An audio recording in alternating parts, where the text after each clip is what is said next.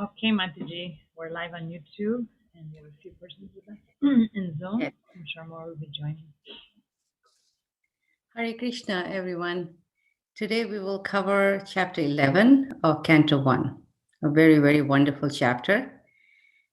It is called Lord Krishna's entrance into Dwarka. So, just a little summary of the last chapter. So, in the last chapter, we heard how the residents of Hastinapur were unhappy. Why? Because Krishna was leaving. And a lot of that theme of the last chapter and also partly of this chapter would be the feeling again of separation from that the devotees in Hastinapur are feeling, but the feelings of excitement that the residents of Dwarka are feeling. Just like Prabhupada compared it to how the sun, when it goes down, it is, it's darkness. Wherever it goes down, the world is plunged into darkness, but then it's a rising somewhere else, right? So it's darkness in one place and light in another place. So the same thing was happening here, how the residents of Hastinapur were feeling separation, but but the residents of Dwarka were jubilant.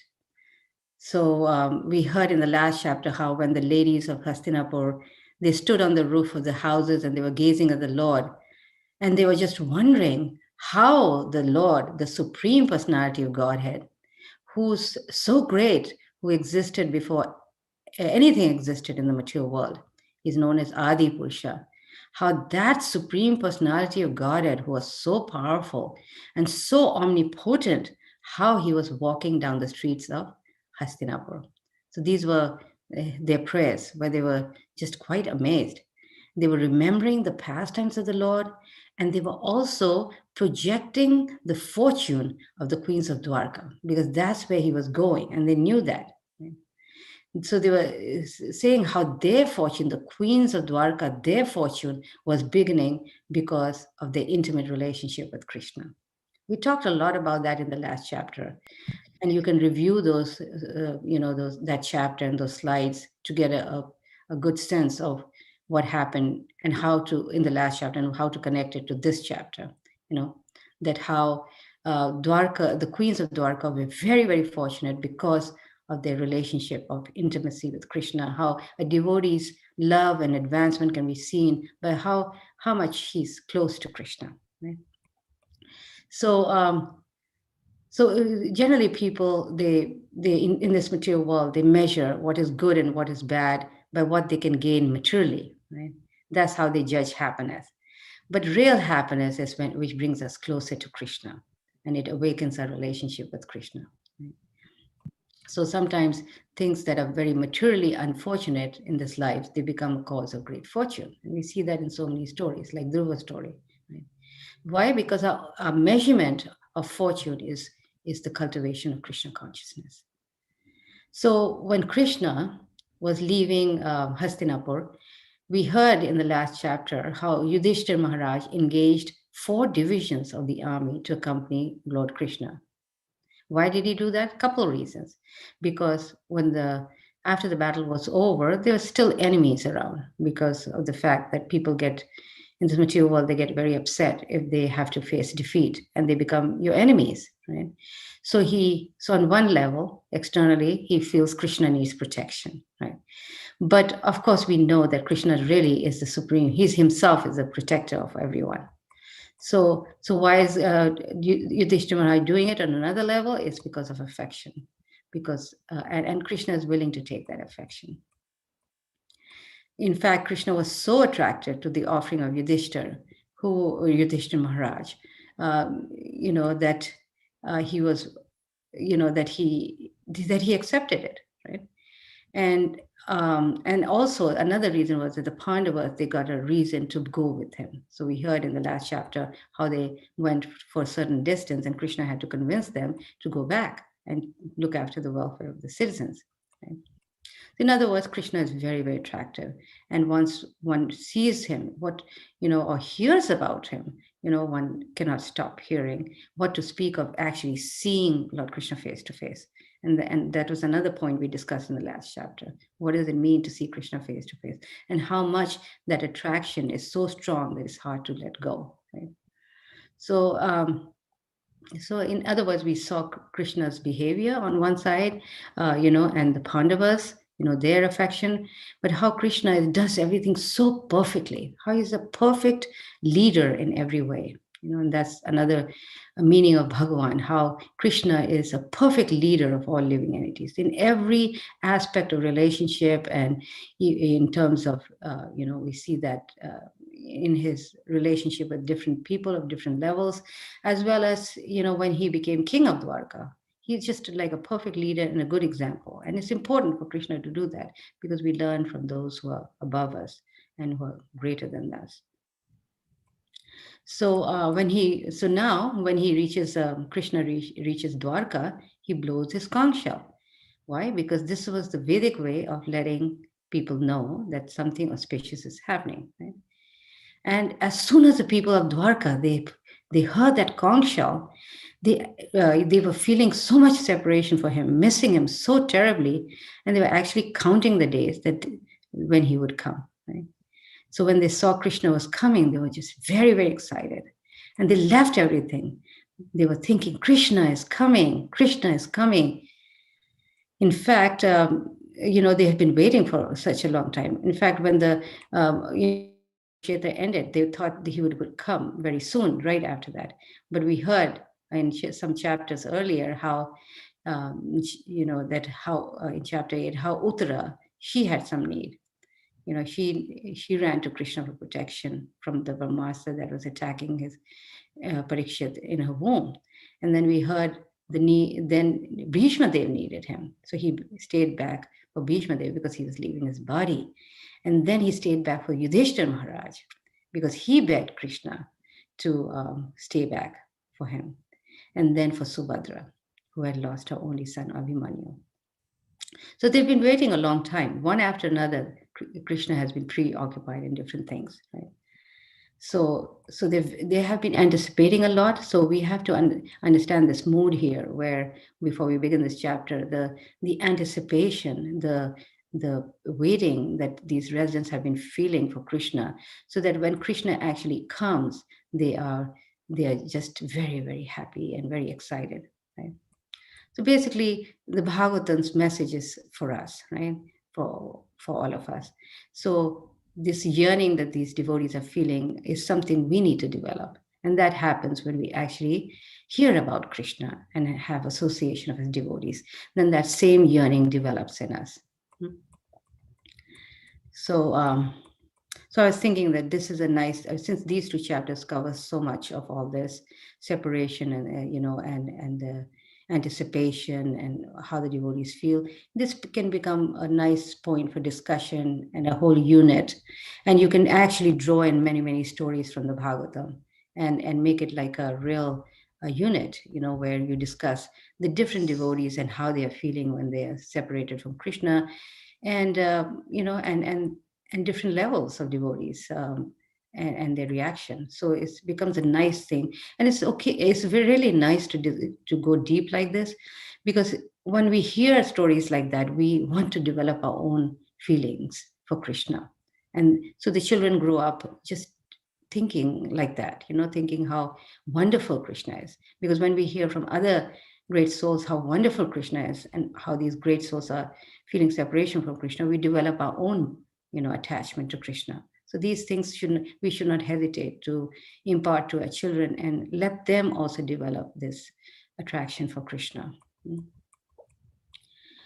And because in terms of stories, I was thinking one, even the Goswamis, we have very good examples how they left everything. So that's another example you can bring in, how they left everything and gave up everything for Krishna. They were, they were actually big ministers in the Muslim government, and they gave up everything and lived throughout their life. They lived in separation from Krishna. And in particular, we heard about Raghunath Das Goswami, who was always sitting in Radhakund and crying for Krishna. And these great Goswamis were not crying because of their lost wealth, but they were crying because of Krishna, because of the love of Radha and Krishna. So that becomes a nice point. So we'll begin with text 1 of chapter 11, where in our first slide, we're going to talk about how we're going to compare Krishna's conch shell to a swan, and this is how Krishna enters when he blows his conch shell. So I'll read the Sanskrit for this verse and the translation, and we move on. Sutta Vacha Anartan sa upavrajya Swardhan jana padan swakam dadmaudharavaram tesham vishadam shamayan iva. Sutta Goswami said, upon reaching the border of his most prosperous metropolis, known as the country of Anarthas, Dwarka, the Lord sounded his auspicious conch shell, heralding his arrival and apparently pacifying the dejection of the inhabitants. Now, the next verse, we have to listen very carefully, the translation. The white and fat, bold conch shell, being gripped by the hand of Krishna, Lord Krishna, and sounded by him, appeared to be reddened by the touch of his transcendental lips. It seemed that a white swan was playing in the stems of lotus flowers. So this is a beautiful metaphor that children can understand and learn. These children, when they go to school, they have to learn all these, right? Metaphors, similes, figurative speech, all these things. But Bhagavatam provides such a great avenue to learn these things effortlessly. Why? Because it's Bhagavatam, it's a transcendental literature, and the way it's put, and the explanation and the similarity, the way it's brought out is very, very in a very wonderful way and easy to understand, and it's attractive. Right? So this is this verse is talking about a conch shell. The belly of the conch shell is white. And when Krishna touches it with his lips, which are red, it becomes reddish, right? The insides of his hand is reddish, as well as his lips is reddish. So both of these things are reddish. And so it's like the conch shell is like a white swan, which is playing in the midst of red lotus flowers. What a wonderful way. So what are metaphors? The metaphors are similarities between one thing to another, but with a descriptive flavor. So we can see the flavor here. So Prabhupada goes deeper and talks how he compares it, to Paramahansa, who's the swan, who's the ducking swan, and he plays in the water of bliss, spiritual bliss, and decorated with the lotus flower of the Lord's feet. So another point that Prabhupada brings here is that how a conch shell, which is a material object, when it comes in contact with spirit, the matter becomes spiritualized. Of course, anything in Krishna's hand was already spiritual. So in other words, matter becomes spiritualized only when the element of spirit is there. Just like when we offer food, it becomes spiritualized when Krishna accepts it. So what's more important is that we mold our consciousness in the right way. It doesn't matter where we are and in what circumstance we may be, whether we are in a crowded place or train, like in India, one can remember Krishna, and or we can be in a temple, for example, and may not have such good thoughts, right? So this is really about our consciousness. Okay, so this is the first slide, and then we have in the next slide we'll talk about how eagerly the citizens of Dwarka run towards Krishna to meet him, and what they did. So when the citizens ran towards Krishna, they brought gifts with them.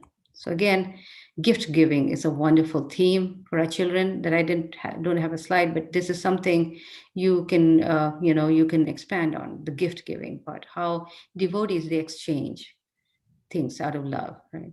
So here the citizens are welcoming the Lord with many, many things, but all these gifts are like the offering of a lamp to the sun. What can we give Krishna, right? A lamp can not do much to the sun, right? So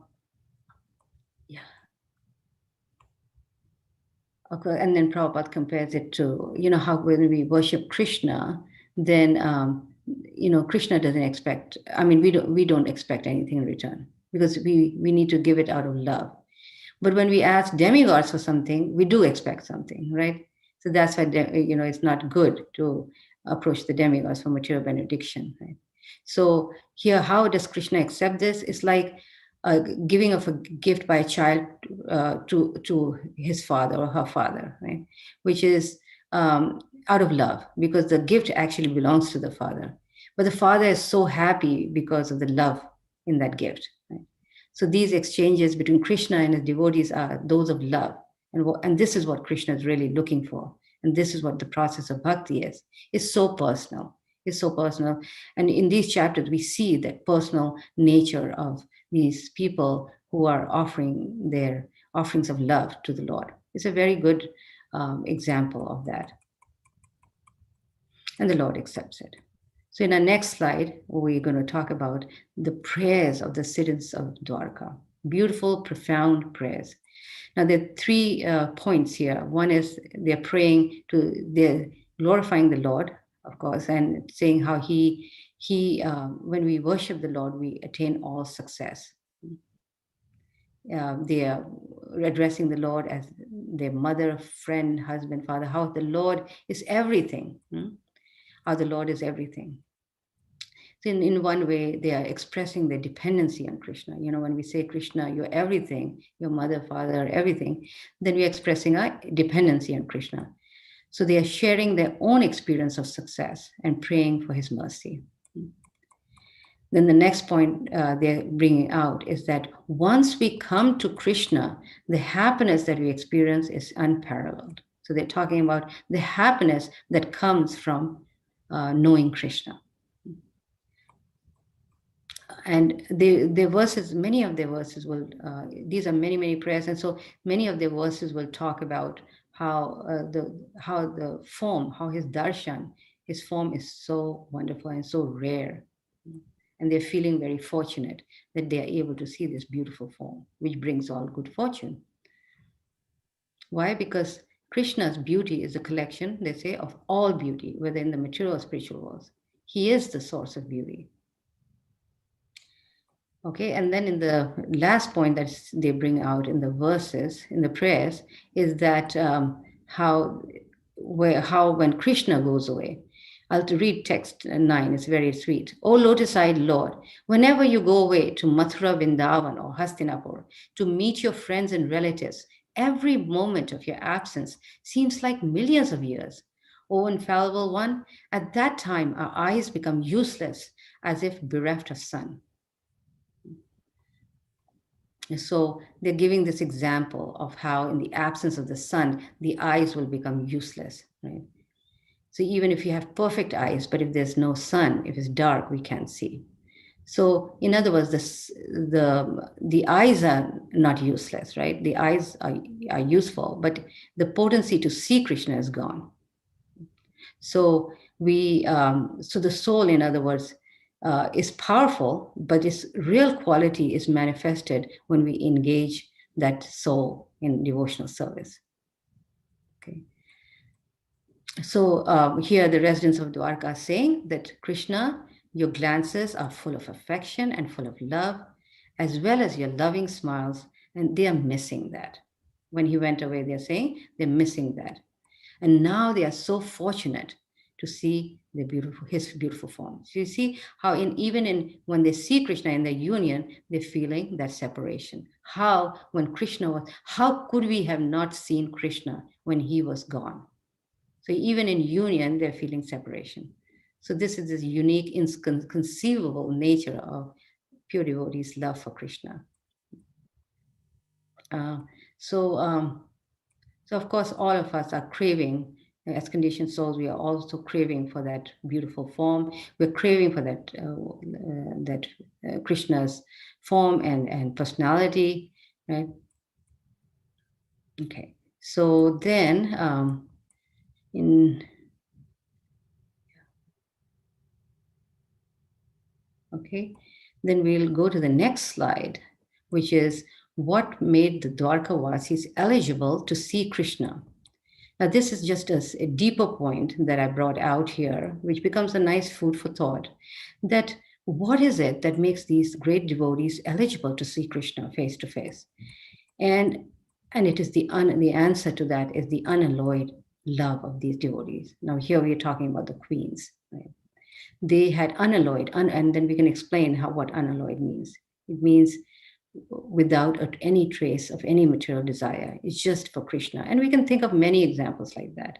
How, these Pandavas, the gopis, all these great souls, it was everything for Krishna. In fact, a devotee can be known by how much his advancement can be known by how much he can sacrifice for Krishna. And stories after story, right? How Jaya and Vijay were willing to sacrifice, coming down to this material world as demons, just so Krishna could have the chance to fight, because he was itching to fight. So what a sacrifice, right? Devaki was willing to sacrifice, losing all her 7 children, just so Krishna can appear. Right? That's not easy for a mother.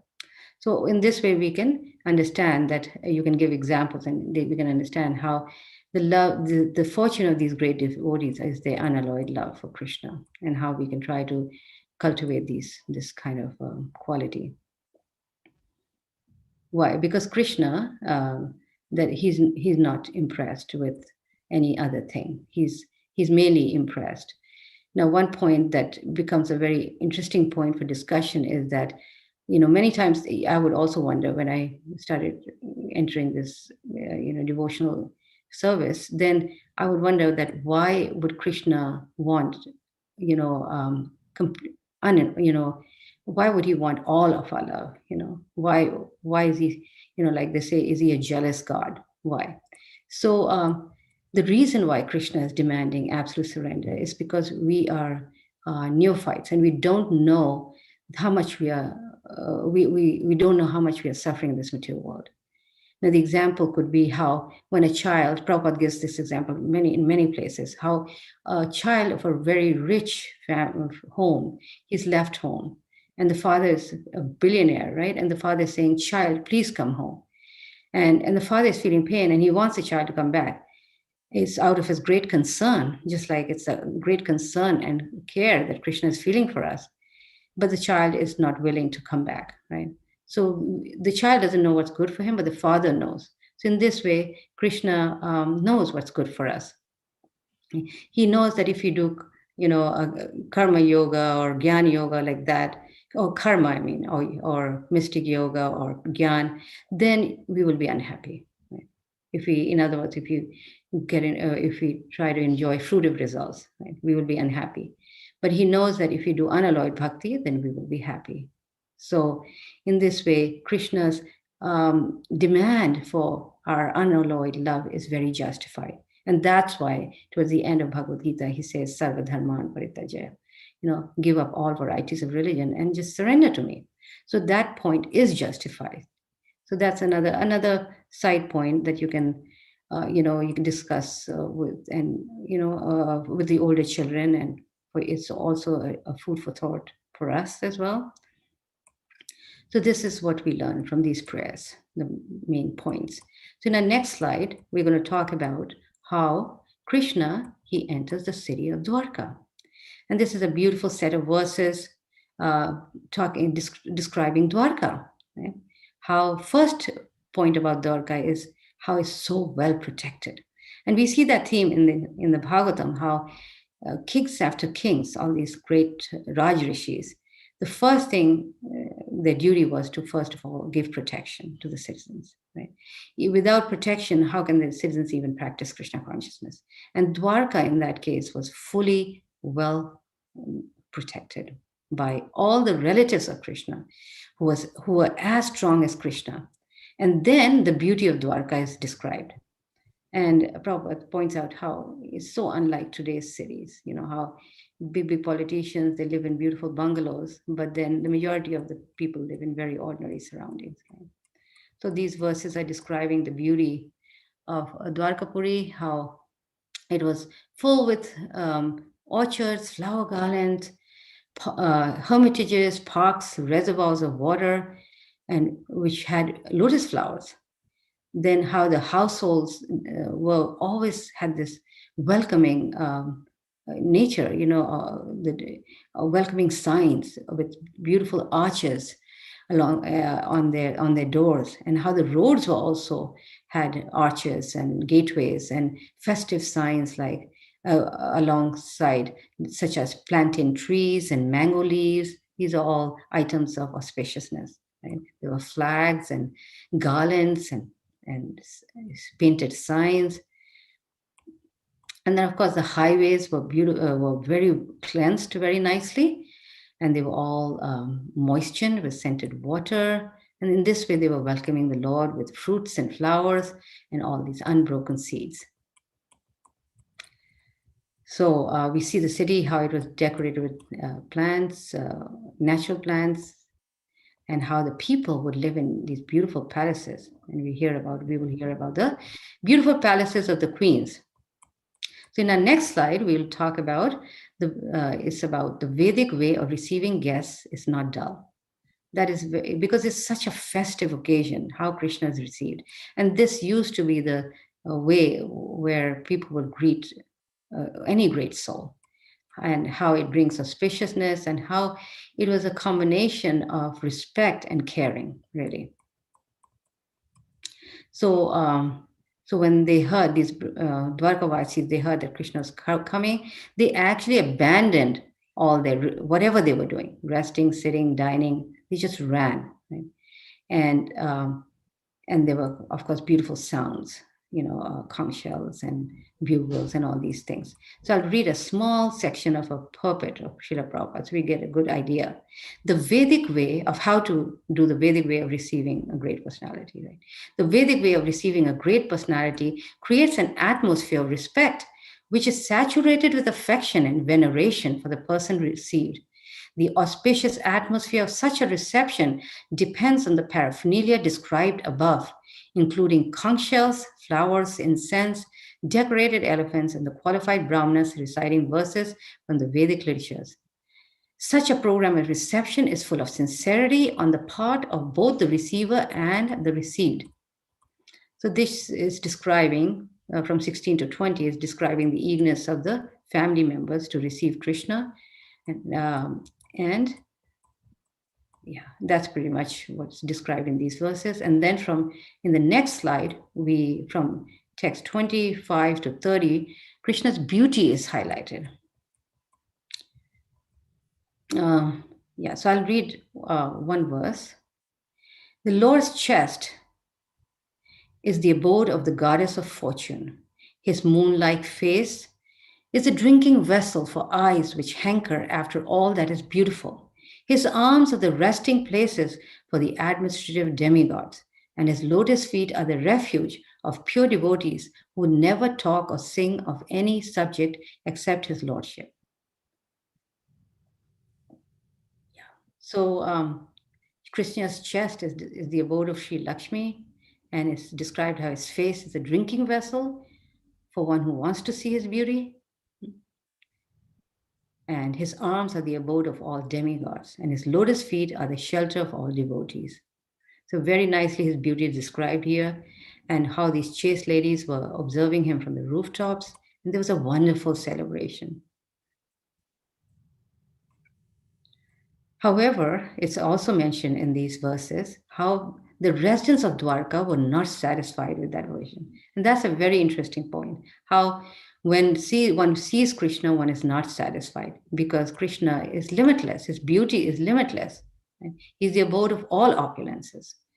What does it mean to, he's the abode of all opulence? It means anything wonderful and beautiful is contained in Krishna. Right? So it's not just beauty, but all fame, all wealth, all knowledge, everything is found. So that's attractive to any living entity. And to be able to see that form is a great fortune. So in the next slide, we will talk about, again, a continuation of how beautiful his form is and how it is a feast for the eyes. So I just highlight on this one verse, yes, which I thought is very nice for the children, which describes very nicely the different elements that comes together in Krishna.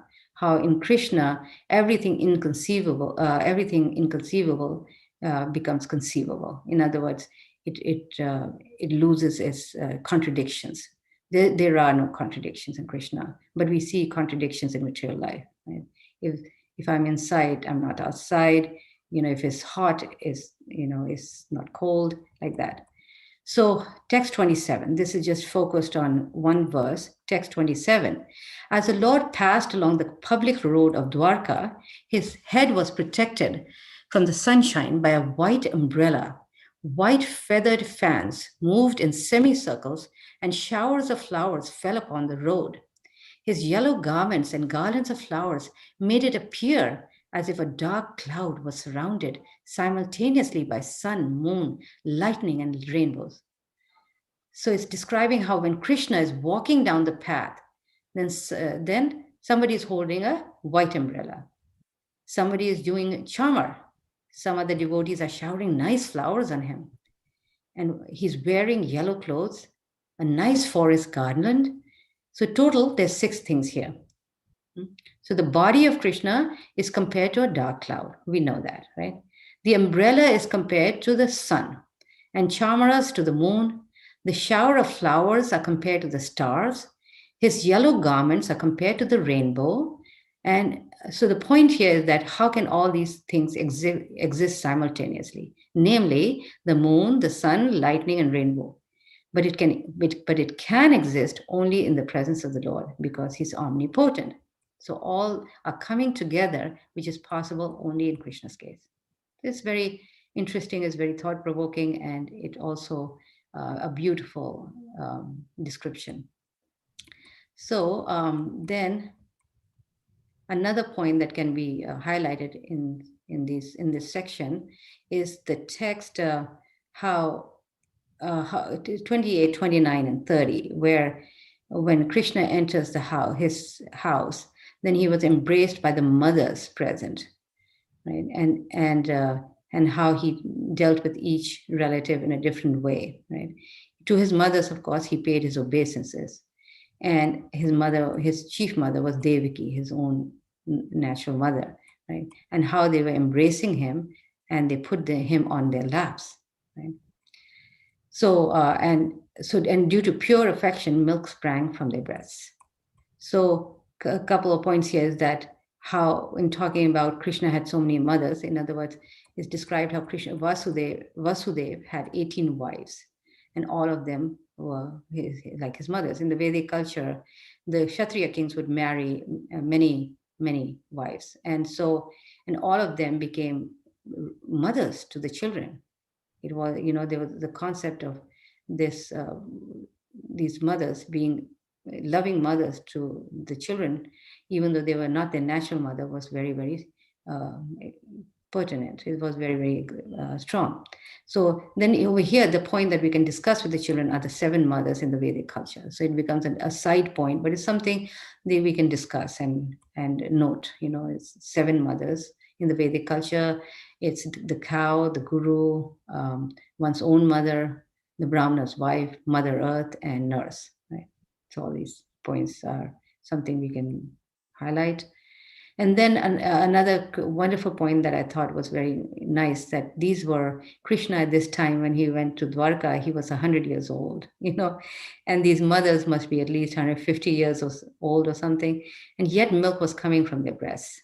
So the way we understand this is that it was a spiritual exchange, obviously. So the milk that was coming out of the breast was pure Vatsalya Prem, so pure parental love. Therefore, the age was not a bar. Right? So it is a spiritual exchange. They were very affectionate because they due to their affection, of course. And of course, we hear that in Vrindavan, how Krishna would, drink milk from the udders of the cows direct. He would put his mouth there and drink. So it is all these beautiful pastimes are there. So next slide is about Krishna's meeting with his queens. That's verses 30 to 35. And so this is also very interesting. How when the queens first saw him, how did they react when the queens first saw him? So here I'll read one translation. The queens of Lord Shri Krishna rejoiced, and we are talking about over 16,000 queens, right? The queens of Lord Shri Krishna rejoiced within their minds to see their husband home after a long period abroad. The queens got up at once from their seats and meditations. As was socially customary, they covered their faces shyly and looked about coyly. The inseparable ecstasy was so strong that the queens, who were shy, first embraced the Lord in the innermost recesses of their hearts. Then they embraced him visually, and then they sent their sons to embrace him. So in this way, it was very, very beautiful, their reciprocation with Krishna. Although Lord Shri Krishna, this is text 33, although Lord Shri Krishna was constantly by their sides, as well as exclusively alone, his feet appeared to them newer and newer. The goddess of fortune, although by nature always restless and moving, could not quit the Lord's feet. So what woman can be detached from those feet, having taken shelter of them? So and the reason is because everything about Krishna becomes newer and newer. It never gets stale. It never gets old.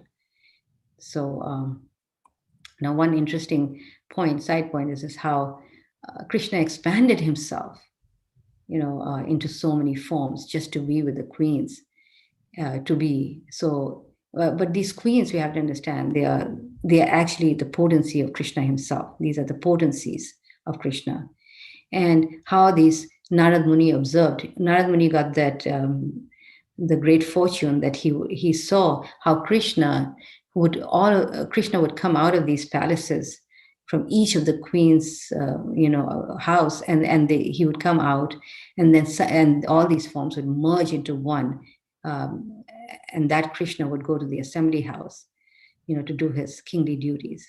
So Narad Muni, he was.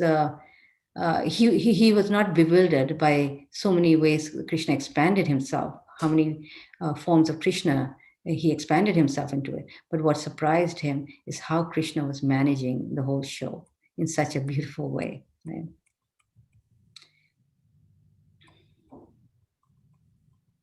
Of course, there's mention about Lakshmi also, how Lakshmi is always, focused on massaging the feet of Krishna, how she never wants to leave him ever, even though Lakshmi is known as being very restless, right?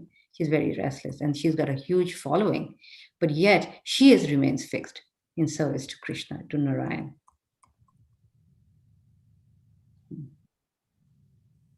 So now in the last slide, we have Krishna is renounced and self-satisfied.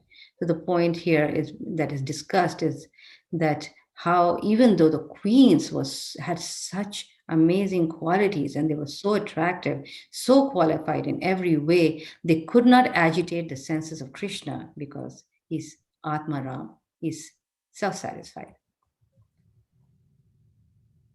And how Cupid, became frustrated. Let me read maybe 1 or 2 verses. Text 36. Although the queen's beautiful smiles and furtive glances were all spotless and exciting, and although they could conquer Cupid himself by making him give up his bow in frustration, and although even the tolerant Shiva could fall victim to them, still, despite their magical feats and attractions, they could not agitate the senses of the Lord. The common materialistic conditioned souls speculate that the Lord is one of them. Out of their ignorance, they think that the Lord is affected by matter, although he's unattached. The simple, text 39 here. The simple and delicate women truly thought that Lord Shri Krishna, their beloved husband, followed them and was dominated by them. They were unaware of the extent of the glories of their husband, as the atheists are unaware of him as a supreme qualification. So here we see, first of all, the qualifications of the queens. Right? Their expressions were very grave, and they were spotless in character.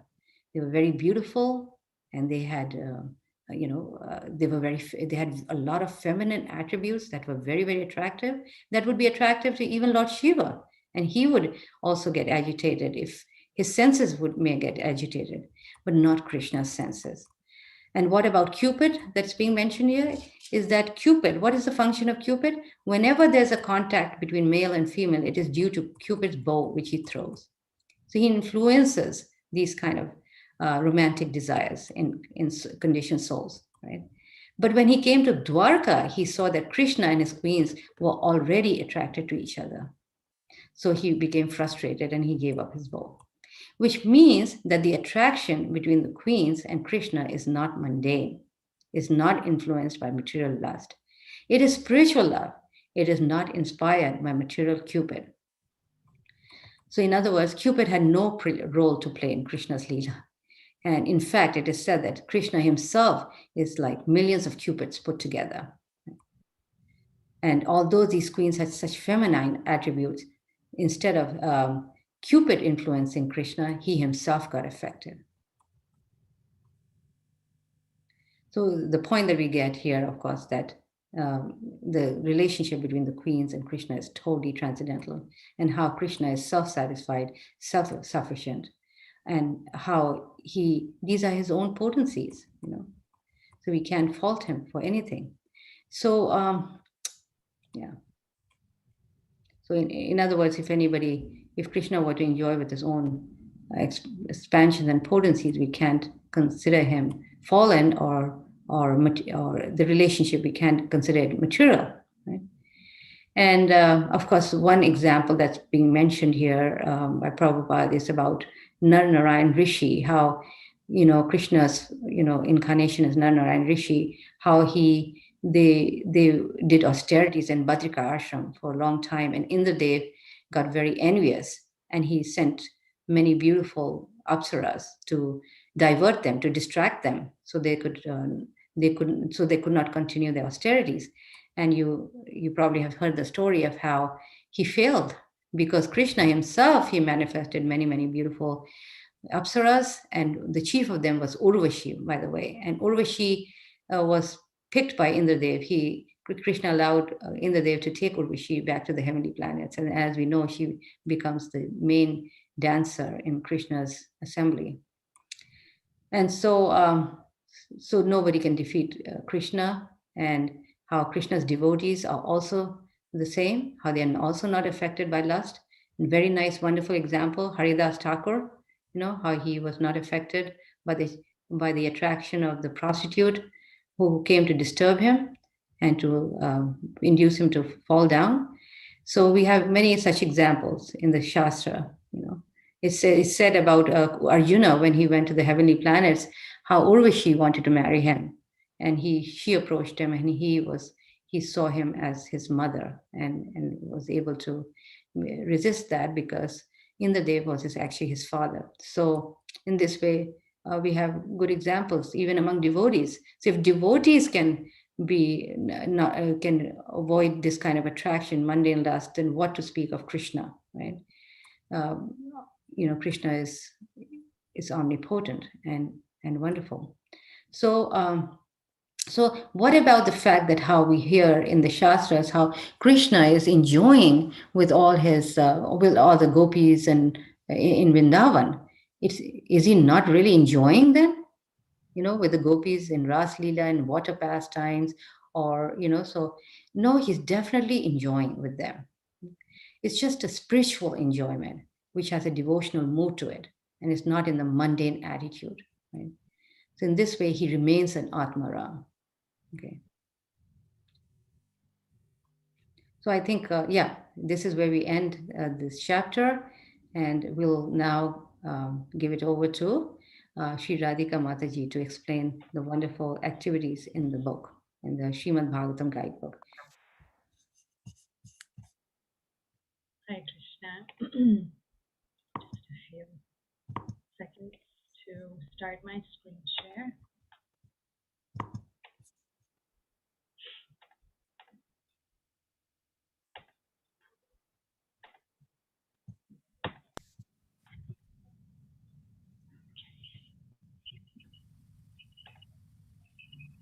All right. So before we go into chapter 11, I wanted to share some great news from around the world. So we have a wonderful devotee family in Delhi, and they're part of the ISKCON Dwarka congregation. Her name is Rati Preshta Mataji, or Dr. Reena Samal. She's actually an educator with a PhD in child education. And she has these two beautiful daughters. Subhadra's 8, Gaurangi is 5. And they've been inspired by these sessions to get started with the Comprehensive Guide for Young Readers books. So at home, they're currently on chapter 5, but she also felt inspired to start it in an organized manner with her center, ISKCON Dwarka. So we also have some pictures to show you of her sharing the books at the center. But first, I wanted to show you. I am going to recite a poem on 3 expansions of Krishna. My name is Krishna. I am lying down in the Karna ocean with this candy crown, lotus conch and the golden maze, sleeping soundly in outer space. Universal bubbles come from my skin. I create the world who rid the soul from sin. From me comes Garbhodakshai Vishnu. From his navel all lotus grew. In the lotus Brahmaji come, approaching the Lord with the humble plea. I'll stop there. It's a really cute video.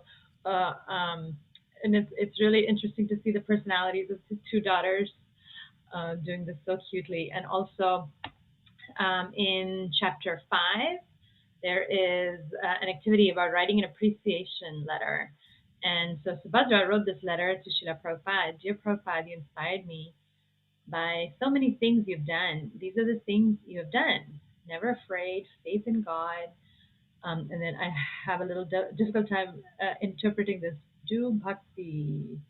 Thank you for inspiring me so much. Please bless me so that I can serve you from my or forever. So that's, their work at home. And then here they started at the center with just 8 students, and they recently purchased 40 books. Here they're working on Shuka the parrot activity from the guidebook.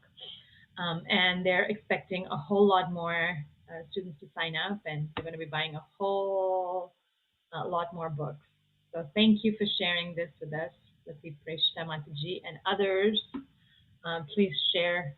It's very encouraging to us as well as others who watch these presentations.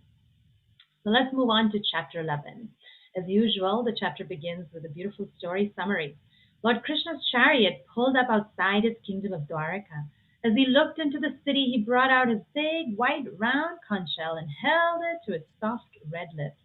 The reflection of his lips gave the conch a red hue, and it looked just like a white swan playing among stems of red lotus flowers.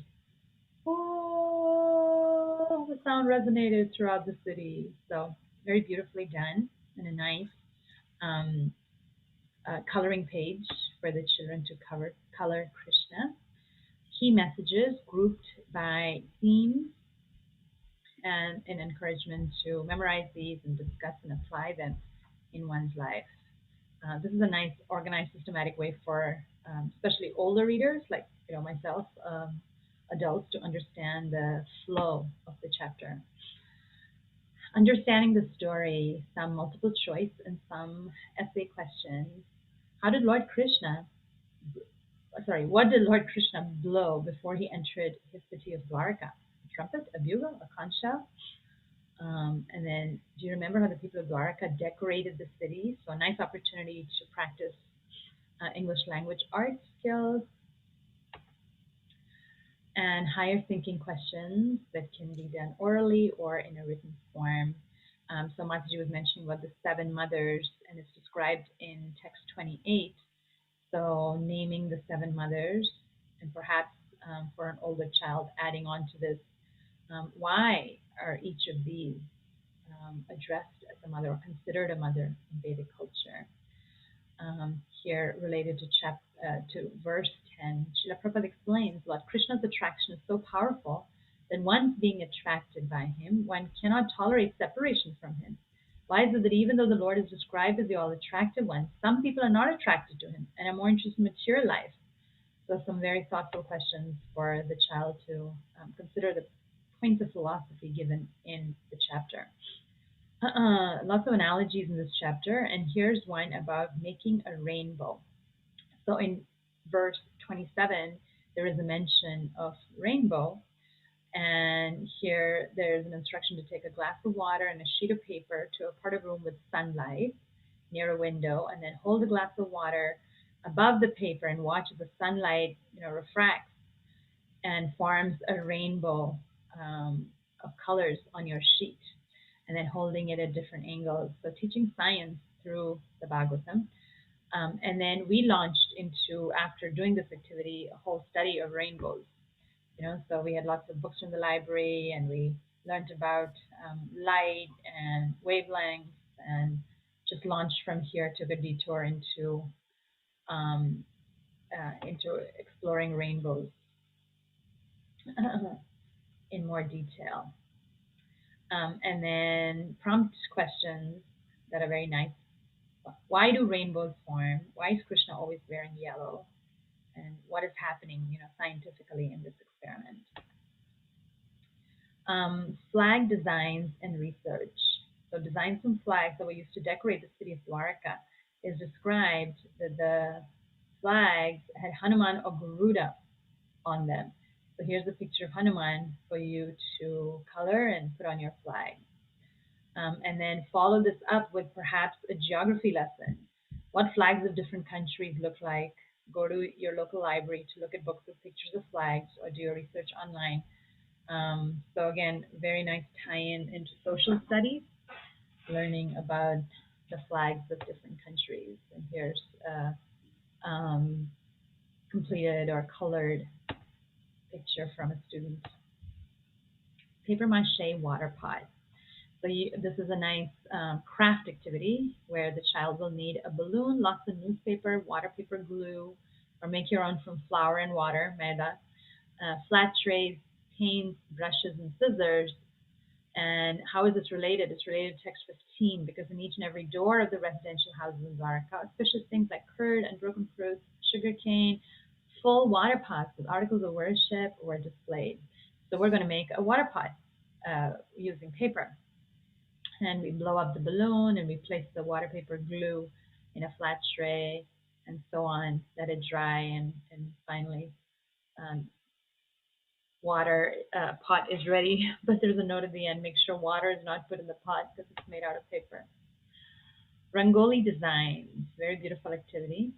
Again, I really like how it's linked. All these things are linked to the theme that we are reading from the Bhagavatam. So it's not random because of the festive decorations outside every home.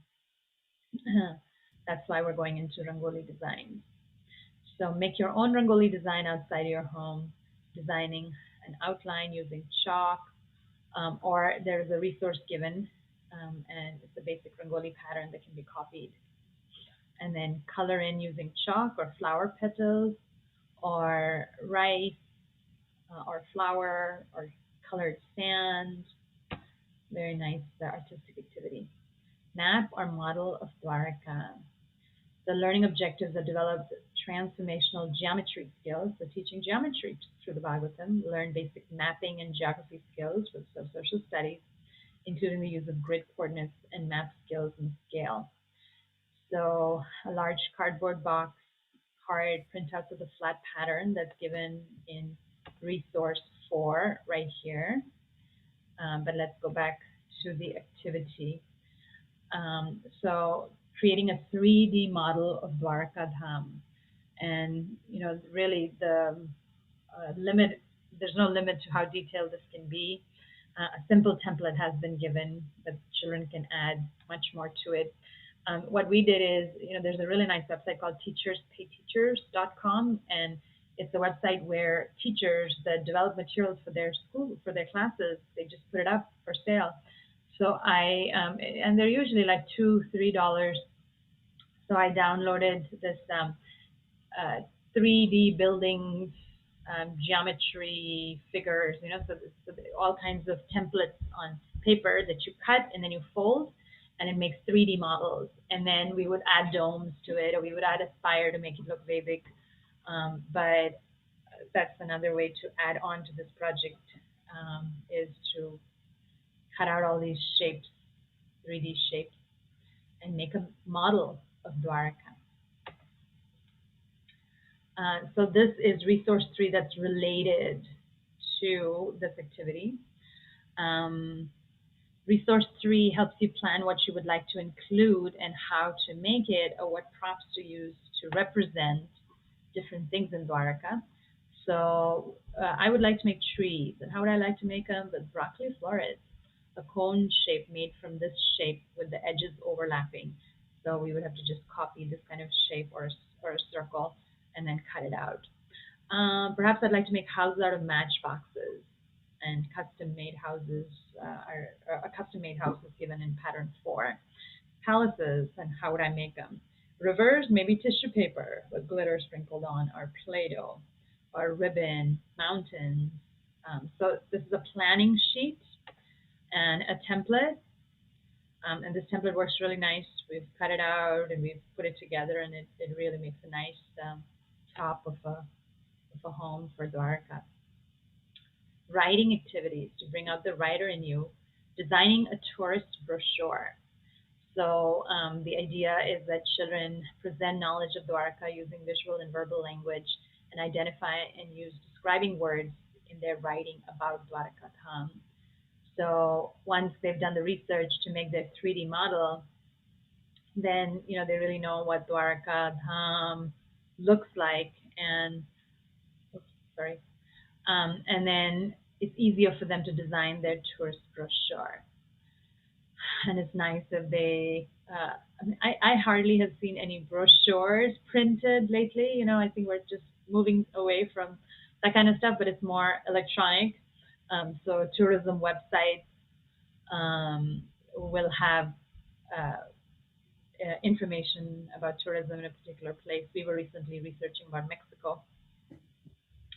And so using that kind of a format, go ahead and design your brochure, or it could be a web page. So design your Dwarka tourism web page. And it gives some ideas of giving a cover and a first page and a map page. So giving the brochure a title such as Dwarka Dham. You can even add a catchy phrase, for example, Dwarka Dham, the ideal city.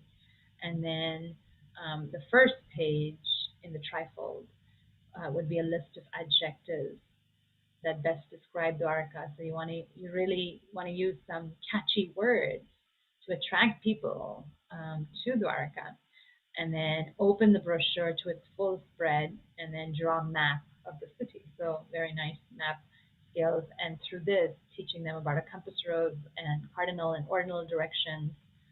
Again, using this opportunity to teach the social studies lessons. Cities comparison. Compare Dwarka with a modern day city, and read the purport to text 12, which is also given in the book, and then compare it to a modern city. So perhaps where you live or any other city that you're familiar with.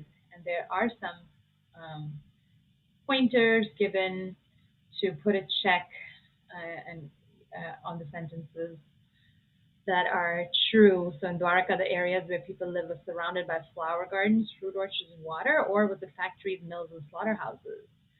So questions to get them thinking about, wow, what a stark contrast between modern day world and Dwarka. To live, people in Dwarka depended on factories to make food or nature's gift. The trees in Dwarka gave fruits and flowers, or were useless trees planted by the side of the road.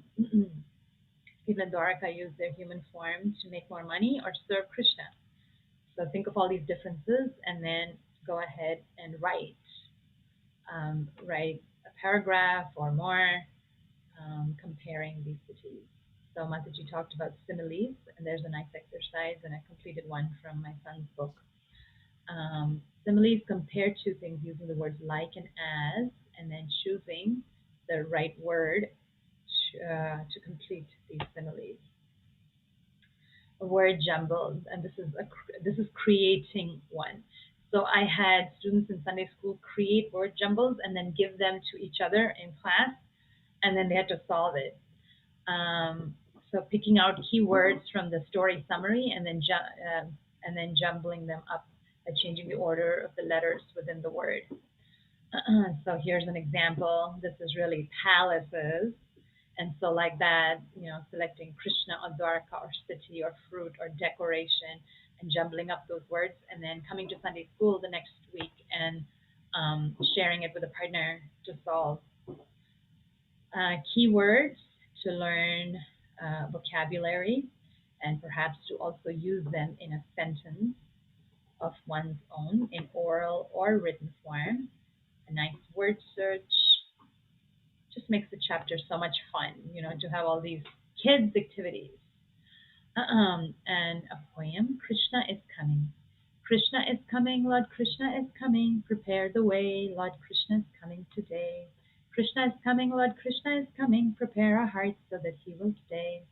So many wonderful things to the Lord we must bring. Incense, lamps, and flowers as offerings. Unbroken seeds on the street, delicious, yummy sweets. Decorate the doors with flags and make a nice seat. Krishna is coming, Lord Krishna is coming. Prepare the way, Lord Krishna is coming today. Krishna is coming, Lord Krishna is coming. Prepare our hearts so that he will stay. Do you hear the Lord's conch? He must be coming near. There's nothing so dear to the heart I could hear. Quick, let's get up on the roof. From there we can see the most beautiful sight for the eyes that can be. Krishna is coming, Lord Krishna is coming. Prepare the way, Lord Krishna is coming today. Krishna is coming, Lord Krishna is coming. Prepare our hearts so that he will stay. So I always think of, how Bhaktivinoda Thakur put, I see a raised hand. Yes, we'll get to questions. I always think of Bhaktivinoda Thakur and how he put philosophy to simple folk songs. And this is a nice way to do rhymes with children and poems. And the answers, If you need any help in securing the book, happy to help. You can reach out to Aruddha Mataji or myself or Vaishnav Academy, va.iskan@gmail.com, and different ways to order the books depending on where you live. So either through Golden Age Media or through Amazon. Okay. I'm just going to allow people to unmute themselves now. Hare Krishna. So we have Ujjwal Nitai Prabhu, or is this Kalindi Sundari Mataji? Please unmute yourself and ask your question.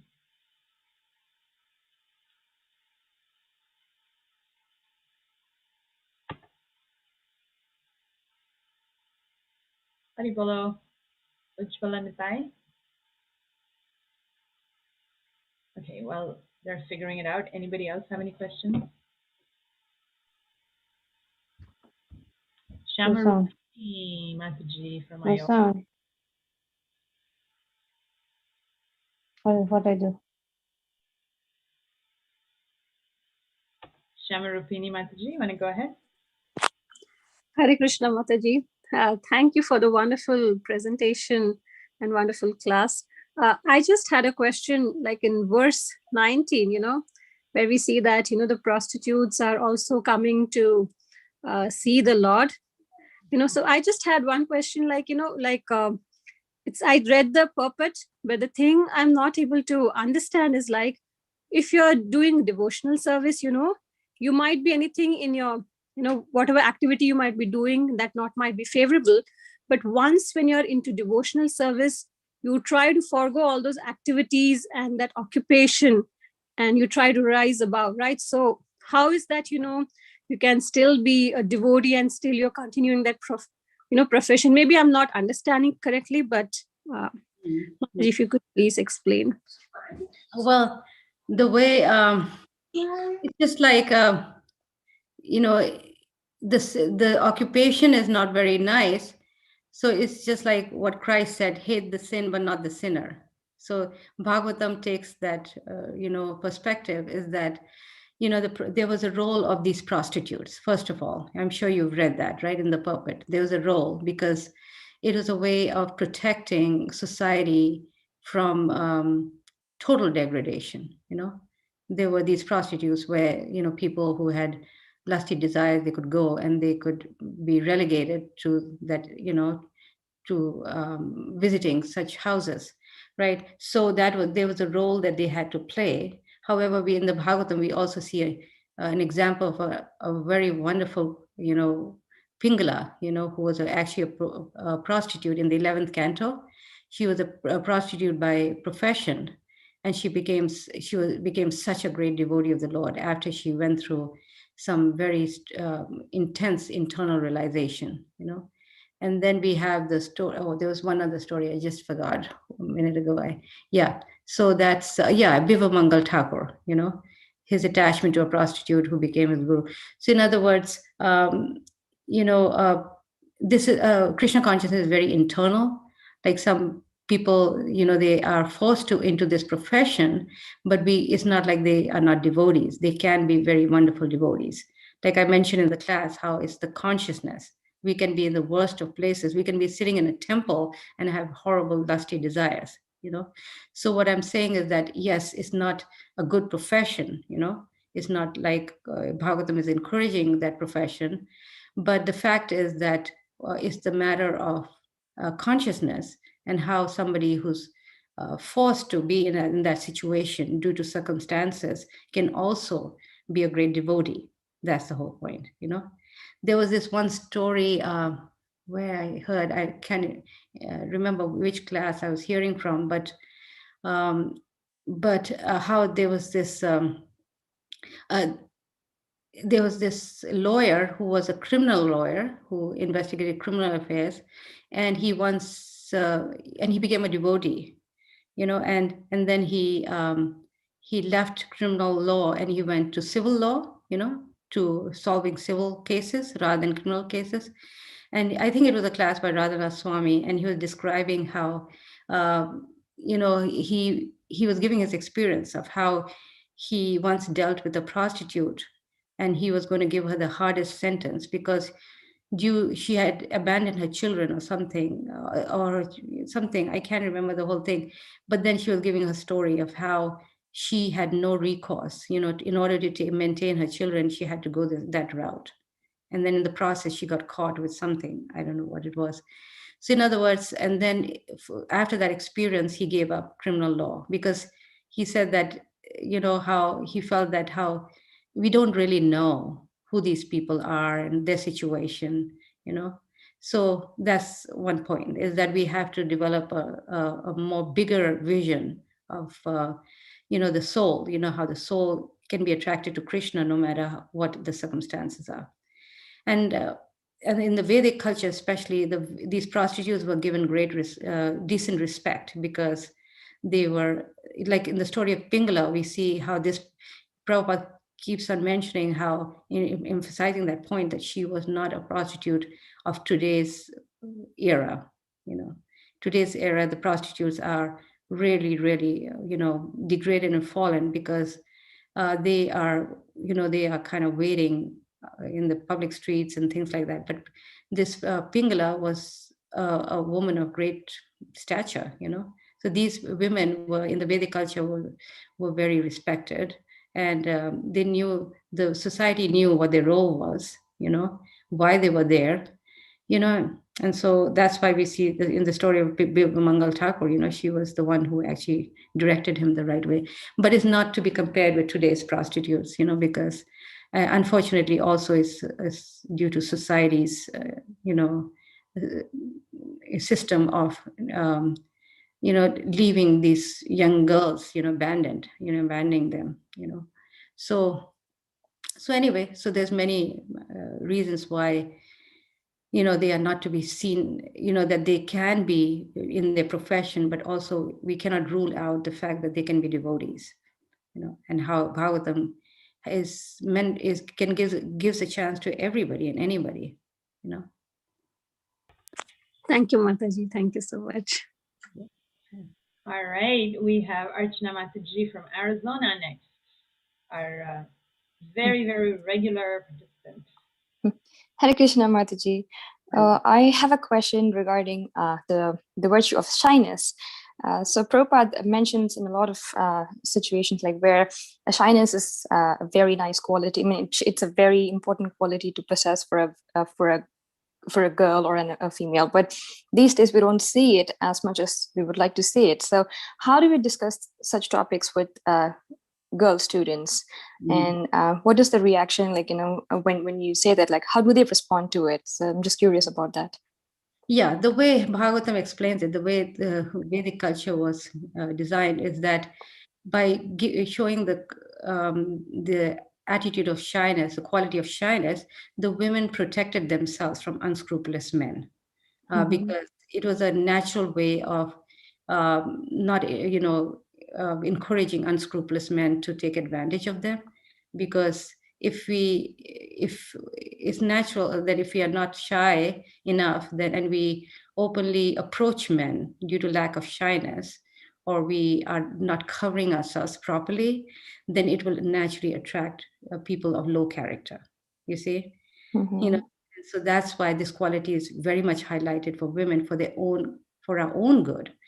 Women tend to get, taken advantage of, by unscrupulous men. So it's a way of natural protection, And Prabhupada, he gives the example of a sweeper in India, who's sweeping the streets of the city, how because of her shyness and proper attire, she evokes the respect of passers-by, and how somebody who's not properly dressed, who's loosely dressed and has loose ways of behavior, how she's not respected and taken advantage of, and that how the sweeper is better, by her quality of shyness. So how can we teach that to our girls and children is by just precisely, doing that, like showing how, in our own example, how we behave at home and with others, how we deal with others in terms of the opposite sex, as married women, we don't, try to approach other men, right? So they see these qualities in us, But Prabhupada said for the purpose of preaching, women do approach men and, preach to them and give them books. So he also made adjustments in today's time and circumstance, right? Prabhupada made a lot of adjustments. Even though Vedically, these things were not allowed for women in terms of preaching and all these things, and going on the altar, Prabhupada allowed that because due to time, place, and circumstance. And he very much encouraged this for women to actually take the lead role in ISKCON, for preaching and for altar service and so many things, So it's not like it's meant to stop somebody, the women, from, doing wonderful services, but it's meant still they need to develop a quality of shyness in spite of all this, that can also, both of them can go simultaneously. Women being out there and being out in the world and doing all kinds of amazing things, because in fact, Prabhupada said that how women, because she embodies attraction, feminine attraction, how she can actually be very effective in giving Krishna consciousness to others, But then we cannot see it in a mundane way, But when she engages in spiritual activities, then that is not mundane, So both elements have to be taken together. In other words, the quality of shyness must be developed in girls. Yes, it's very beneficial. Thank you. I hope I answered your question. Yeah. It's a long topic. It's actually a very long subject matter. So many nice examples. There's, and then we can see it in the light of today, But Prabhupada was such a wonderful combination of, exemplifying an acharya who takes Vedic principles and who puts it in light of today's circumstances. And by his own example, he showed that. By his own example. Yeah. Thank you, Mataji. Thank you. Kalandi Sundari Mataji. Hare Krishna, Mata. Please accept our humble obeisances. Mata, I have a question. Yesterday, when you're reading the Bhishmadev, the passing away, then yesterday I read, it gets so surprised because before that I used to know that whoever present in the Kurukshetra battlefield against side of Krishna, they all went to the Brahma Jyoti. But yesterday when we read, I saw that Bhishmadev told that they all went back to Godhead with 4 hands or 2 hands of Krishna. They got Sarupya. So Bhishmadev did so much, like lie down on the arrow bed, waiting for a spacious moment, want to see Krishna's lotus face. And other like Duryodhana, Dusashan, they didn't do anything and they went back to Godhead. So how can I make understand my kids? Because Bhishmadev told they all see Krishna present there.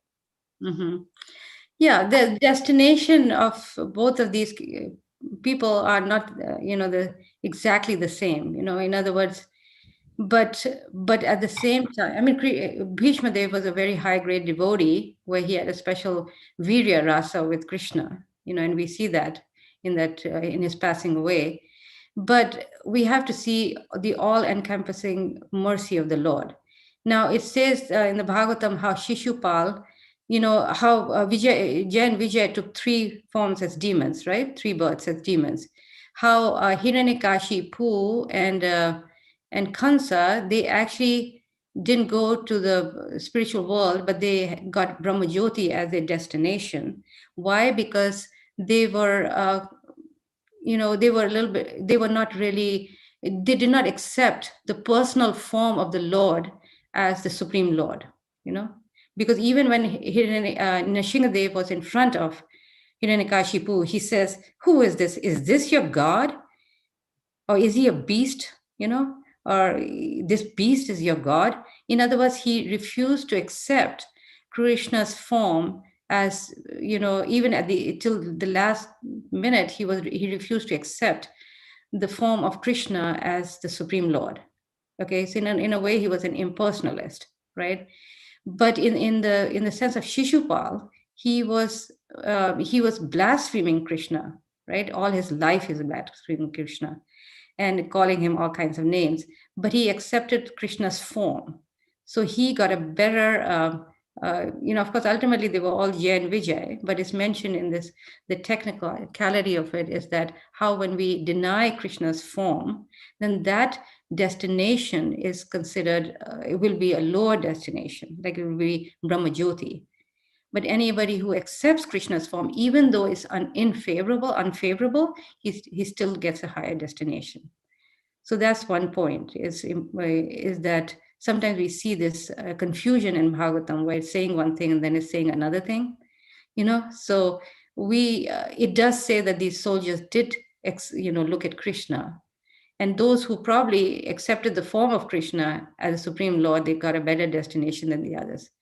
So you can see the stature of Mayavadis is not very good, because Krishna really doesn't allow them to enter his personal kingdom unless they become personalists. So even among the demons, there's differences and discrimination. Like, okay, such demons don't go there, but this demon will go there. Okay. Yes. Like that. So we have to see it like that sometimes these contradictions may be there, but then if you go to the deeper point, and read the writings of the acharyas, they explain it in a different way, more deeper way. Thank you, Mother. Thank you. Yes, my son also I want Bishop. Yeah. Okay.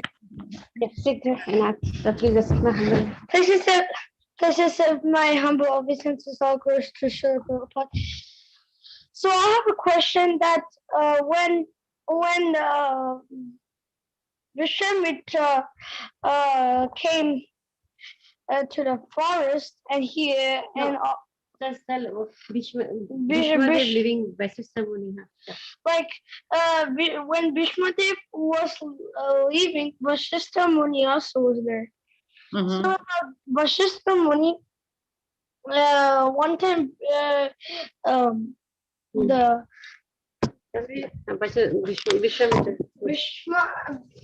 Vishwamitra was in the forest and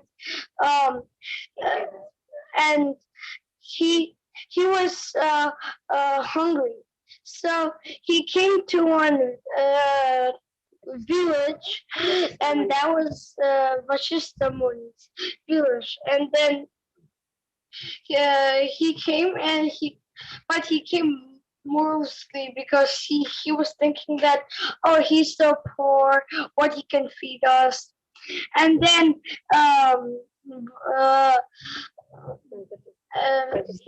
Vasishtha Muni told Vishwamitra that you and all your associates go to the river and take bath. At the meantime, you come, all prasadam will be ready. Then they went to the forest and take bath, and then came back, and then gulab jamun, sandesh, tap, everything started coming in, and then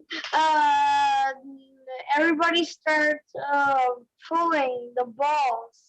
And then, but when so many things start coming in 1 second, then they just keep taking all the balls and eating. And after they finish, they said to Vishwamitra that, where's this to Vasishtha Muni, where's all this brilliant foodstuffs are coming? And he told Vasishtha Muni said, it's coming from Kamadeno, my cow. And then Vasishtha Muni said, oh, can I have that cow? Then Vishwamitra said, no, Vasishtha Muni. Sorry, Mother, please adjust. Okay, tell your main question. Tell the question. And then Vasishtha Muni said, no, I don't want you to take it. I want to take care of it and she's my cow. And then What is the question? and then arms start coming from Kamadhinu's ear, and then Vishwamitra went home, and Vishwamitra said, what I can do, and then he killed his 100th son. And then Okay, I'm sorry, I'm interrupting because Yeah. we have other questions, Yeah. and I would really like to hear your questions. So, Kalindi Sundari Mataji, would you please summarize his question for us? Why is the Vasishtha Muni, when his 100th son killed by Vishwamitra, why Kamadhenu can protect? Okay, thank you. I read this story a while ago, so I can't recollect exactly. I would have to think about this, and I know we are running out of time. Maybe I can think about it and then come back next time with it. Yeah. Yeah, I can add, my understanding is that, Krishna wants to show the power of his pure devotee Vasishtha. So yeah, the Kamadhenu could have, killed Vishwamitra or done anything, but Krishna likes to glorify his devotees. And so Vasishtha is the one that was glorified by his power overshadowing Vishwamitra. So thank you for that sharing. I think your name is Ujjwala Nitai, right? Okay. Nice effort. Yeah. We have a question through YouTube, and perhaps this will be our last question. It's a pretty broad question from Gopal Krishnan Prabhu. How should we teach Krishna consciousness to girls, including daily activities? Okay, so the training for girls is very much similar to training of boys. There's actually not that much of a difference, because the training is meant for them to become nice devotees, first of all, how to serve Krishna and how to understand the philosophy of who we are and our purpose in life and the nature of this material world and the spiritual world. All this is pretty much the same in terms of training. For girls, obviously, we can add a few things in terms of their interests, because the interests can be different. However, it's also very similar. Like I said, in today's time, age, and circumstance, we see that how women are doing very much the same things as men. So in that sense, we can definitely teach them pretty much uniformly. However, it's nice to cultivate in them, like I mentioned earlier, qualities such as shyness and which is very beneficial, and also interests such as cooking and and also sewing. These things may naturally be attractive to a girl, and we've seen that again and again. I know I have a granddaughter, and I raise sons, so I know there's some special interests that girls may have that boys may not have, so that can be cultivated differently. So I don't think we should feel shy of doing those things, because Prabhupada did want our girls to be trained in things like that. Mhm. All right, just a few more minutes. Any closing comments, Mataji?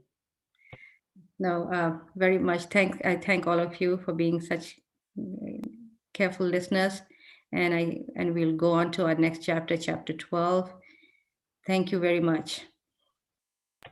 Thank you for joining. Hare Krishna.